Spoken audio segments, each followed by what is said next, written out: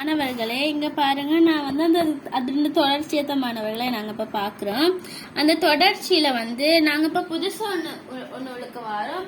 இப்ப வந்து அந்த நேர்கோட்டின் அம்புக்குறி, அந்த அம்புக்குறி வந்து எப்பயும் ஒரே திசையில் மாத்திரம் நம்ம இருக்க வேண்டும் நண்பர்களே.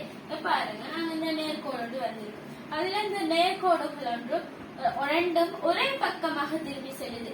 இந்த நேர்கோட்டை நான் அடிச்சுட்டு பாருங்க, இந்த அம்புக்குறி அடிச்சுட்டு நான் இவ்வாறான அம்புக்குறிய வரைஞ்சேன்டா. இது வந்து பிழையான முறை மாணவர்களே. இப்ப பாருங்க, நான் நேர்கோடு வரைஞ்சிருக்கேன். அந்த நேர்கோட்டுல நான் 2 அம்புக்குறி வரைகிறேன். இதுதான் சரியான முறை நண்பர்களே. இதுதான் நண்பர்களே, இது பிழையானது, இது சரியானது. எப்பயும் ஒரே திசையில இந்த அம்புக்குறி இருக்க வேண்டும். சரி, இப்ப நாங்க ஒரு கேள்வி ஒன்று இருக்குது. ABXYLM இது இவற்றில் எது ஒரு சமமான அம்புக்குறி, ஒரே திசையில் செல்லும் அம்புக்குறியாக இருக்கின்றது என்ற விடையை காண்க அப்படின்னு வந்து பார்த்தா நாங்க ஏபி நாங்க இந்த எழுதியிருக்கோம். ஏபி என்று எழுதியிருக்கோம். இப்ப இது வருமா? இரண்டுக்கும் ஒரே சமமாக அவருக்கு சமமானதை கேட்டாங்க. இப்ப சமமாகவா இருக்குது? இல்ல. இப்ப LM இது இரண்டும் வரும்.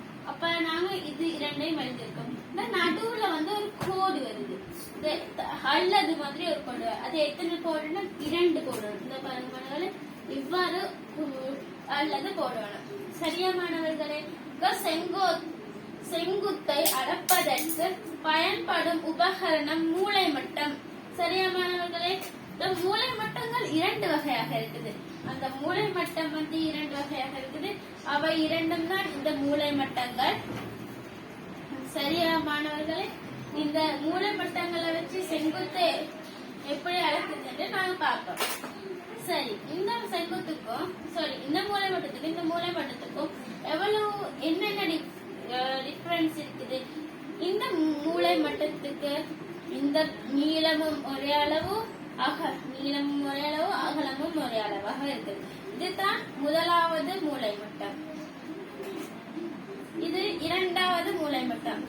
இது வந்து உயரம் கூடையாகவும் அகலம் குறைவாகவும் இருக்குது இந்த மூளை மட்டம். இந்த மூளை வட்டத்தை வச்சு, இந்த 2 மூளை மட்டங்களையும் வச்சு நாங்க இந்த சதுரத்துக்கு எத்தனை செங்கோணங்கள் இருக்குதுங்கிறத பார்க்கும்போதா பார்ப்போம். இதா பாருங்க, இது ஒரு செங்கோணம்.